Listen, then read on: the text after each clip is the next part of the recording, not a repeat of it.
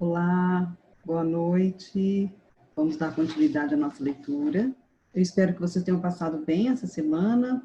Eu tenho enviado o vídeo. Quem conseguir assistir aos vídeos, se quiser deixar algum comentário, seja ele positivo ou não, é muito gratificante quando eu recebo o feedback de vocês, de qualquer natureza, que isso fortalece para que a gente consiga continuar, tá? O nosso estudo aqui. Eu vou compartilhar a tela para a gente continuar a leitura. Nós estamos no capítulo 3 de João.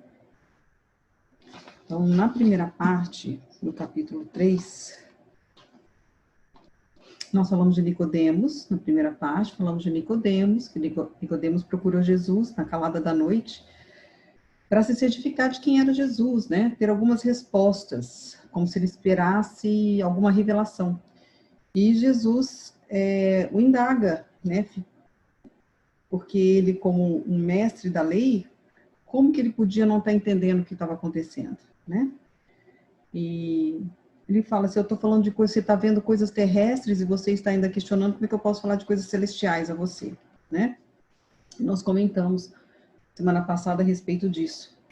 Nós vamos dar continuidade, então. Versículo 13 diz assim: ninguém jamais subiu ao céu, exceto aquele que de lá desceu, o Filho do Homem. Aqui Jesus está se referindo a ele mesmo, né? E como Moisés, no deserto, levantou a serpente de bronze numa estaca, também é necessário que o Filho do Homem seja levantado, para que todo o que nele crer tenha a vida eterna. Aqui, quando Jesus se refere a essa passagem com Moisés, ele está se referindo a uma passagem que o povo judeu saindo do Egito se rebela contra Deus, com as dificuldades que eles começam a passar, como se eles esquecessem tudo que Deus já tinha feito por eles, e eles começam a se rebelar, começam né, a se afastar da presença de Deus. Quando as pessoas se rebelam, quando os judeus começam a se rebelar contra Deus, Deus manda uma praga, e várias serpentes aparecem e começam a picar os judeus, e eles começam a morrer com as serpentes. E aí as pessoas ficam desesperadas e pedem a Moisés para interferir, para interceder a favor deles, junto a Deus. Aí, em oração, Moisés pede ao Senhor que perdoasse o povo. E aí Deus pede a Moisés que fizesse de uma serpente de bronze, e que ele colocasse essa serpente de bronze numa estaca, num lugar alto, e a partir daquele momento todo mundo, todas as pessoas que fossem picadas pela serpente, se olhasse para aquela serpente de bronze que estava numa estaca no alto e se arrependesse, pedisse perdão, aquela pessoa não morreria. E aqui Jesus faz uma alusão, uma comparação. Essa serpente de bronze que foi colocada numa estaca e que as pessoas, quando olhavam para essa serpente, pedissem perdão pelos seus pecados, eles não morreriam se fossem picados pela serpente. Ele faz uma analogia com a própria pessoa dele, que no futuro tem que ser, ele vai para a cruz, para o madeiro, ele é levantado, né, no madeiro, e todas as pessoas que crerem nele, olharem para esse Jesus, se arrependerem dos seus pecados e olharem esse Jesus, reconhecerem esse Jesus como Filho de Deus, terão os pecados perdoados. Então essa é a referência que ele faz aqui de Moisés no deserto, com a serpente de bronze, e a própria pessoa dele, que na história ele já sabia, né, ele como Deus sabia do destino dele, que teria que ser crucificado, levantado no madeiro, e as pessoas, a partir de então, que o reconhecessem como Filho e Salvador, e olhassem para ele como tal, seriam perdoados os pecados, e não morreriam, teriam vida eterna. E aí continua, porque Deus amou tanto o mundo que deu seu Filho único, para que todo o que nele crer não pereça, mas tenha vida eterna. Deus enviou seu Filho ao mundo não para condenar o mundo, mas para salvá-lo por meio dele. Então aqui Jesus deixa bem claro, assim, que antes de qualquer coisa, Deus nos amou primeiro, né? Em amor a criatura dele, em amor a nós, ele enviou o próprio Filho para nos salvar. E envia o próprio Filho para não condenar, não é para julgar, condenar, castigar. A intenção, Deus manda o seu próprio Filho para que, por meio desse Filho, ele consiga salvar a humanidade. E Jesus se torna o nosso Salvador. Não há condenação alguma para quem crê nele, mas quem não crê nele já está condenado por não crer no Filho único de Deus.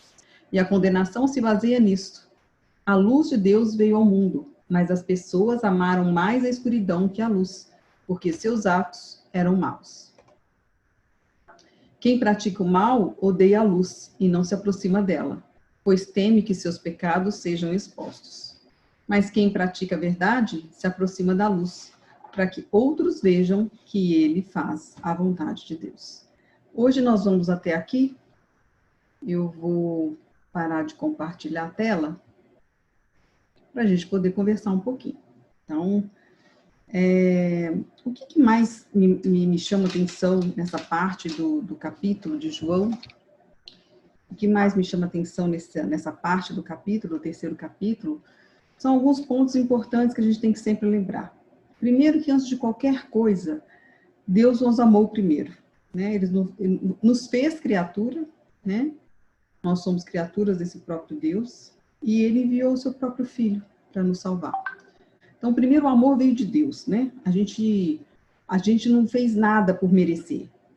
Ele decidiu que mandaria seu filho para nos salvar. Então, a gente não ganha nada por mérito nosso, né? Isso fica muito claro. É o próprio Deus que nos amou primeiro, mandando seu próprio Filho para que nos salve. Nós não somos merecedores, a gente não fez nada para merecer, né? Igual a gente às vezes castiga filho porque, você não fez isso, então você não merece, então eu vou te castigar.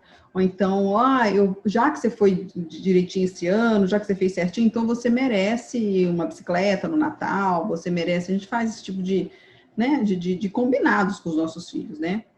E Deus não fez esse tipo de combinado com a gente, não. Ele primeiro enviou o filho dele sem que nós tivéssemos feito nada, a gente não era merecedor de nada, né? Então esse é o primeiro ponto que chama a atenção da gente. O segundo é assim,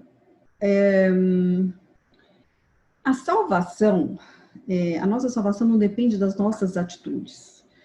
Por exemplo, eu vou falar um testemunho da minha vida. Eu já frequentava essa minha atual igreja já há muitos anos. E um dia, em conversa com um líder de uma outra igreja, um líder de Deus, né, um líder de uma outra igreja, ele me olhou e falou assim: você acha que você está salva? Eu aproveito e te faço essa pergunta. Você acha que você está salvo? Não sei quanto a sua resposta. A minha resposta foi assim: eu acho que sim. E ele disse: por que você acha que sim?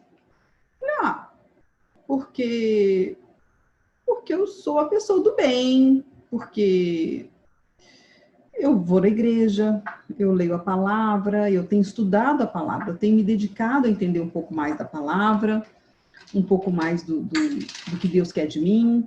Eu tenho me dedicado, eu tenho me esforçado, eu pago as minhas contas, eu não faço mal a ninguém, eu sou uma trabalhadora, eu pago as minhas contas, eu não traio. Eu já era casada na época, eu sou uma mulher fiel, sou fiel ao meu casamento, ao meu marido, já tinha filho. Falei, cuido do meu filho, sou leal aos meus compromissos. Eu não minto, sempre odiei mentir, aliás, até mesmo antes de entrar numa igreja, eu nunca fui de mentir, sempre fui de fazer tudo muito certinho, então, acho que sou. Ele falou para mim: você acha mesmo que você é salvo pelas suas atitudes? Eu fiquei sem saber o que ele queria dizer. E ele me mostrou esse texto de Nicodemos na época. E ele me deu uma outra visão, né? Na verdade, eu estou dando o meu testemunho de vida. Ele abriu a minha cabeça quando ele falou assim: veja, esse homem, Nicodemos, né? Ele era um exemplo da sociedade, era um homem pagador dos impostos, ele era letrado, era uma pessoa, né, inteligente, e ele conhecia a palavra, ele lia, né? Ele conhecia as leis de Moisés. Ele era um exemplo, ele tinha que dar exemplo para a sociedade. E ele vai procurar Jesus na calada da noite, perguntando: o senhor é mesmo filho de Deus? Deve ser, porque eu estou vendo um monte de coisa que você está fazendo. E o próprio Jesus fala para ele assim: você não está nem me reconhecendo.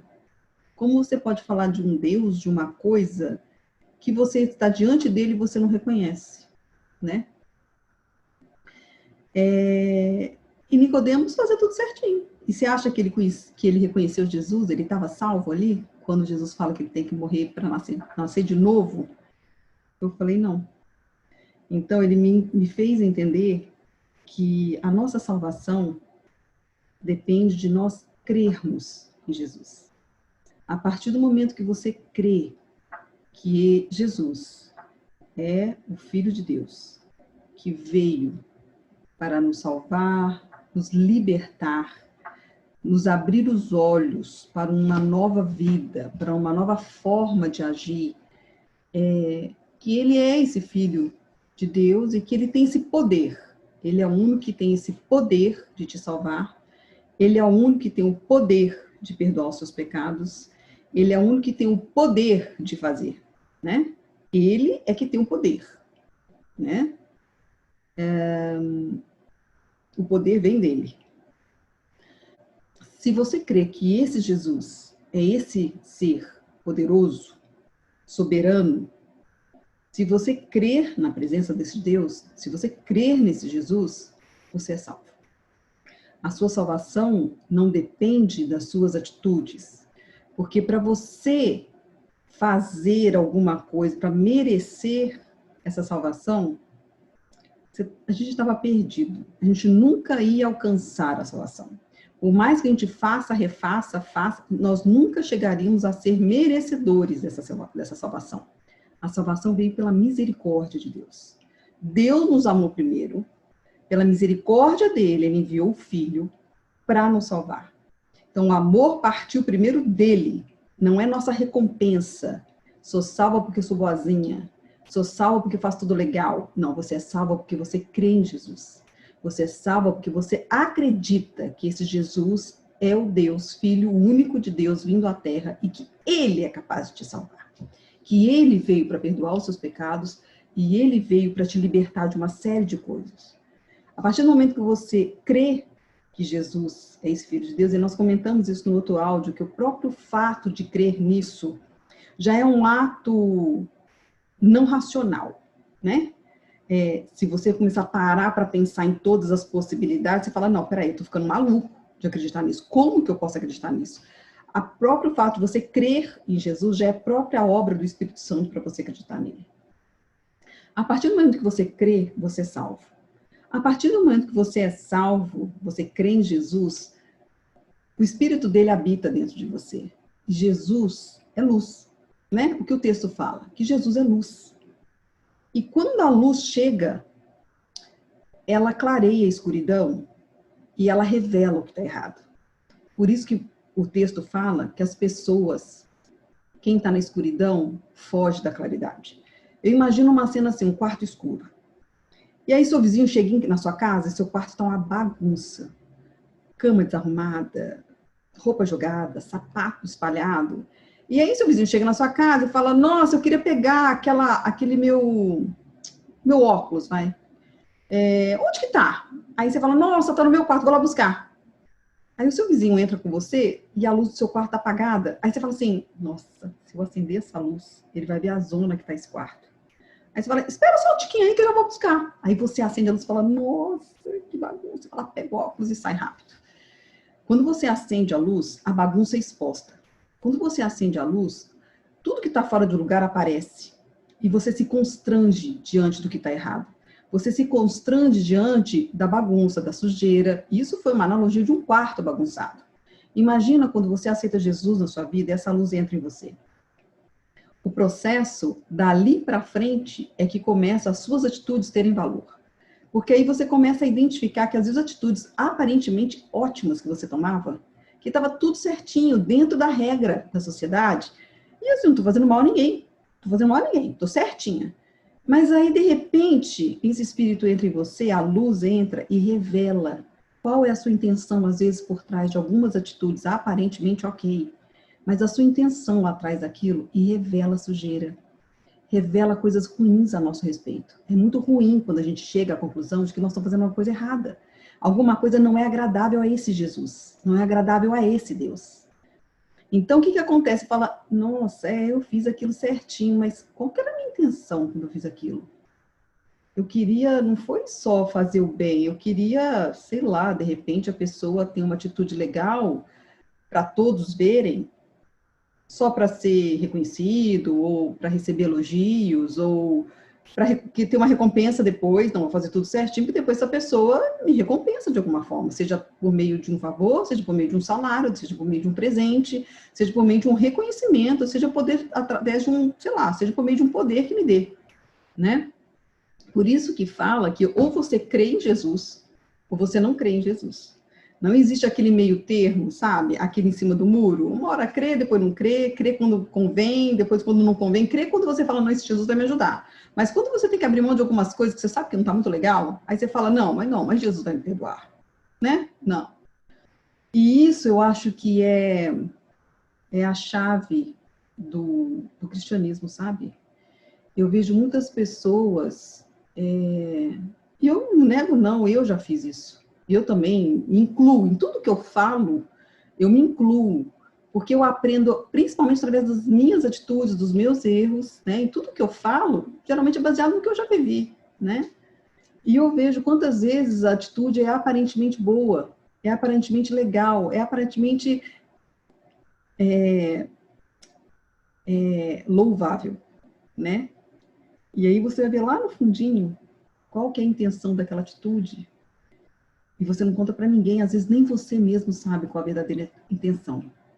Sabe, uma vez eu ouvi uma frase que eu achei muito interessante, e a pessoa falou assim, aquela pessoa é tão humilde, né, que ela fala, eu sou tão humilde, tão humilde, tão humilde, que eu tenho orgulho da minha humildade, né? Então, é um trocadilho interessante, né? Às vezes a gente se orgulha demais das nossas atitudes. Quando a gente passa a se orgulhar demais do que a gente está fazendo, no íntimo, a gente não está, às vezes, avaliando a verdadeira intenção do que a gente está fazendo. A única pessoa que pode avaliar a verdadeira intenção de qualquer atitude que seja, inclusive se a atitude for uma atitude ruim, inadequada, a única pessoa que tem o poder de avaliar a verdadeira intenção daquela atitude é esse Deus, é esse Jesus. E é por meio dele que a gente pede perdão e a gente é salvo. Isso é evangelho. Em qualquer lugar da face da terra, em qualquer lugar que você estiver. Esse é o verdadeiro evangelho, né? Então adianta você bater no peito e gritar o tempo inteiro se os seus frutos não são condizentes com o que você diz, né? Então, primeiro, Deus chamou primeiro. Pela misericórdia dele, ele mandou o filho dele. Você não é merecedor. Você não fez nada por merecer. Ele te deu, pela misericórdia dele, ele te deu essa possibilidade da salvação. Então, a gente se vangloria das nossas atitudes de uma forma equivocada. Quando a gente começa a entrar em contato com a gente mesmo, essa luz dentro da gente, a gente começa a descobrir tanta coisa que não é tão legal como a gente imaginou que fosse. Orgulho, onde você não percebia que tinha. Vaidade, onde você não percebia que tinha. Atitudes com segundas intenções que você não tinha noção que era isso. Quando você se dá conta dessas atitudes, e você se envergonha diante dessa luz, você começa a pedir perdão a essa luz, e você pede, me ajuda a mudar, porque eu não quero sentir essa vergonha de novo. Esse é o processo de santificação, que é ao longo da sua vida inteira. A gente nunca vai chegar a estar pronto, porque santo, um só que aconteceu, que foi esse Jesus, né? Ele é que é o perfeito, ele é sempre o exemplo a ser seguido, o melhor exemplo, que nunca errou. Existem pessoas na Bíblia extremamente importantes, desde Maria, que concebeu esse Cristo, imagina o valor dessa mulher, uma mulher que foi escolhida no meio de tantas. O coração dela era tão puro, era tão sincero, que no meio de uma multidão, ela foi escolhida para gerar esse Deus. E ela foi uma mulher extremamente forte, porque quando ela aceitou o desafio, ela era uma mulher noiva de um homem, nem casada ela era.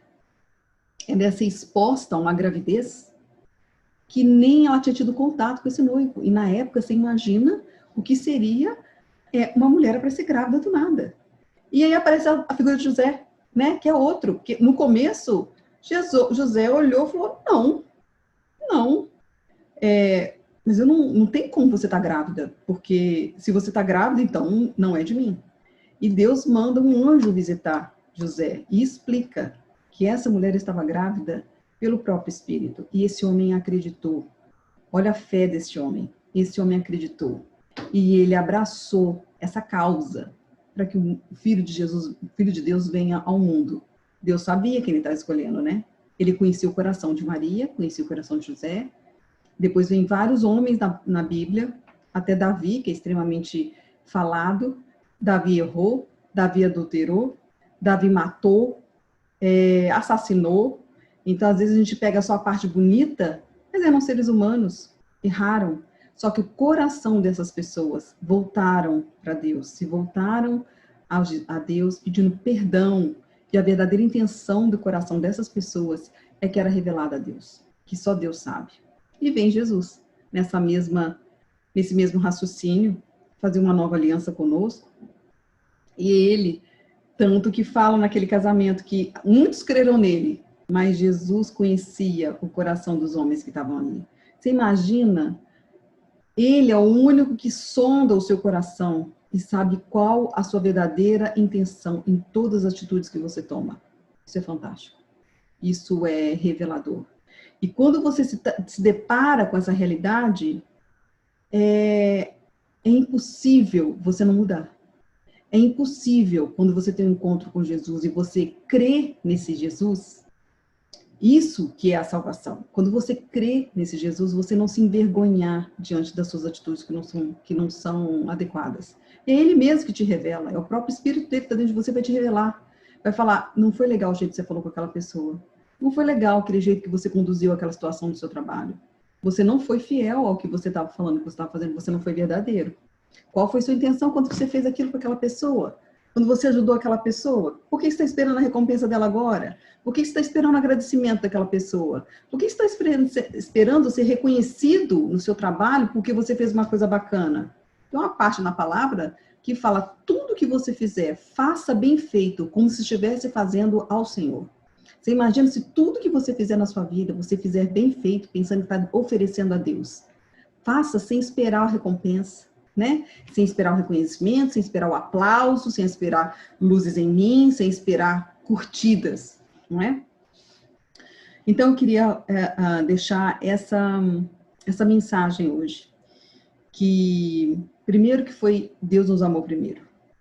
Segundo, a salvação não vem por causa das nossas atitudes. Nós não somos merecedores. Nós não fizemos por merecer essa salvação. Foi a misericórdia de Deus que nos alcançou primeiro. E aí a gente aceita esse Jesus, que é um ato do próprio Espírito na sua vida. Não tem explicação para tudo. A partir do momento que você aceita esse Espírito dentro de você, a luz entra e revela onde você está errando. E a partir daí você começa a ter uma nova vida em Jesus Cristo. Ele passa a ser o Senhor da sua vida, o seu Salvador, o seu Senhor, a quem você vai obedecer e a quem você deve satisfação. E quem vai depois te honrar, te reconhecer, te dar em troca o que você precisa, né? O que você merece, o que você precisa. Não existe meio termo, ou você crê ou você não crê. Em cima do muro, é como se você fosse casar e não casar. Você imagina você ter um casamento, você vai, aceita se unir a uma pessoa. Estou dando um exemplo também de novo da vida real. Você casa. E aí, fulano, você casou? Casei, mas não casei. Ué, mas você casou ou não casou? Não, casei. Você fez uma cerimônia, você assinou o papel? Assinei, mas não assinei. Não, peraí, ou você casou ou você não casou. Ah, então você só mora junto com a pessoa? Não, eu moro e não moro. Peraí, você tem que dar uma satisfação para essa pessoa? Vocês têm filhos? Vocês têm um relacionamento? Tem, não tem. Eu devo, né? Então a gente vê, não tem coisas na vida que não dá para ficar em cima do muro. Ou você aceita Jesus na sua vida ou você não aceita. E conhecer, saber que esse Jesus existe, conhecer que esse Jesus existe, conhecer inclusive o Evangelho, ler a palavra, conhecer, não quer dizer que você crê que Ele é seu Senhor e seu Salvador. Essa é a grande diferença. Essa é a grande, digamos, sacada. Quem conhece a luz, ela não é indiferente a essa luz. Quem está na escuridão, ela não é indiferente à luz. Quem está na escuridão, ela se opõe àquela luz. Porque se você estiver num quarto escuro bagunçado, você não vai ser indiferente se a luz entrar ali. Vai revelar.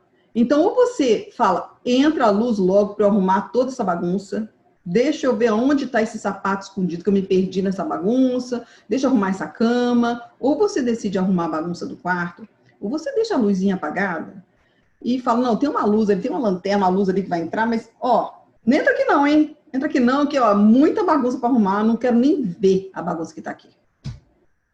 É isso, é a mesma situação, né?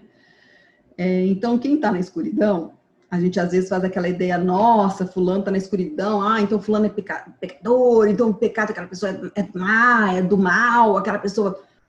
Não é isso que eu estou falando. É lógico que existem pessoas que têm atitudes muito maléficas para com o ser humano, para com a sociedade, existem infinitas formas de você prejudicar outras pessoas, né? A gente faz um ranking dos pecados, pecadinhos e pecadões. Para Deus, não existe ranking, não. A gente peca. Desde a hora que a gente acorda, a gente peca. Existem vários níveis de pecado, existe. O fato é que a gente vai pecar, né?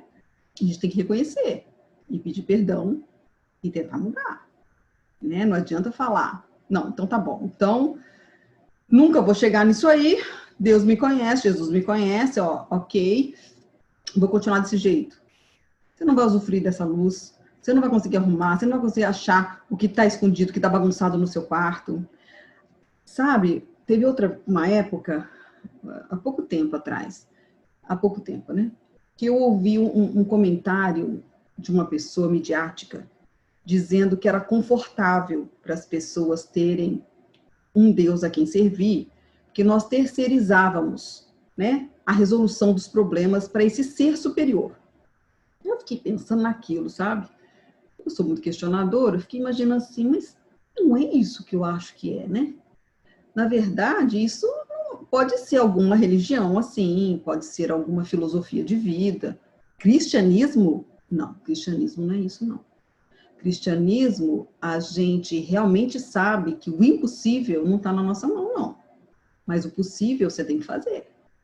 E além de você fazer o que está no seu alcance, em um momento a Bíblia manda, cruze os seus braços e espera que vai tudo cair do céu. Não é isso, né?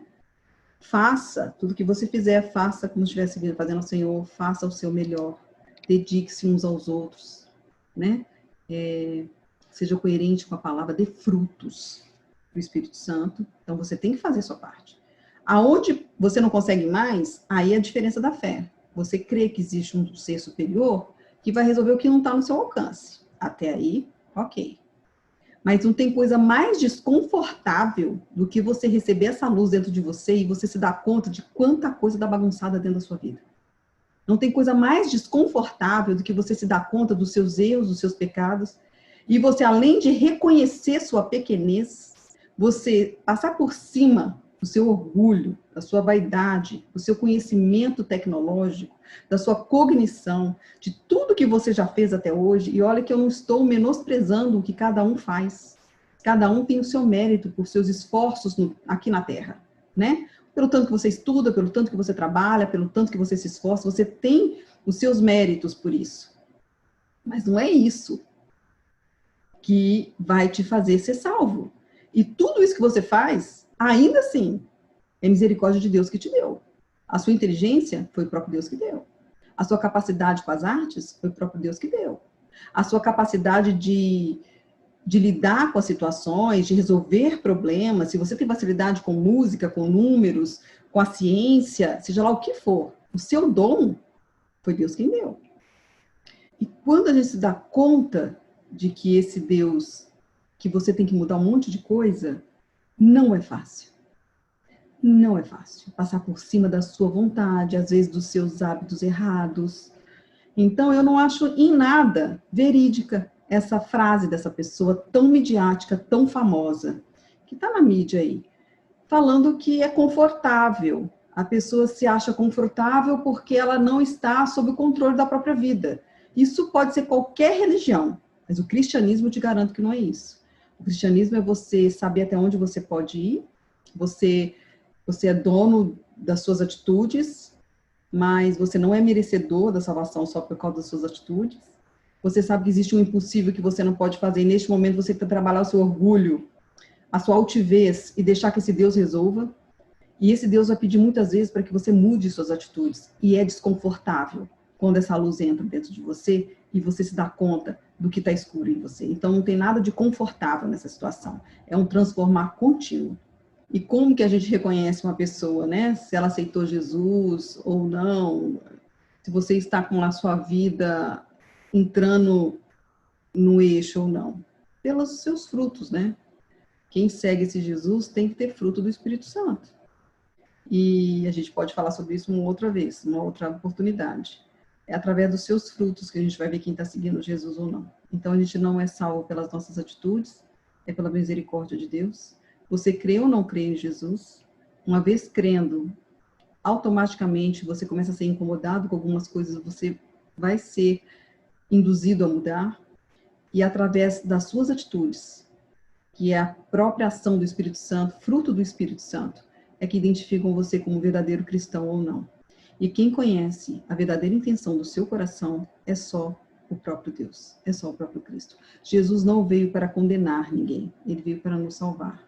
Quem somos nós para condenar alguém? Quem somos nós para apontar o erro de alguém? Fulano, ciclano, né? Se ele não faz assim, quem somos nós, né? Meras criaturas, uma criatura criticando outra criatura. Então é isso. Eu agradeço a cada um que tem visto esses vídeos. Se quiserem compartilhar com outras pessoas que você conheça, pode compartilhar. Isso é a palavra, isso é o evangelho. Não é um estudo aprofundado, não é essa a intenção desse estudo. E eu espero que a gente se encontre na próxima reunião, até para que eu fale menos. Um beijo grande, um abraço apertado para cada um. Deus abençoe a todos nós. E até a próxima. Vou compartilhar o louvor agora mesmo no grupo. Fiquem com Deus. Até a próxima.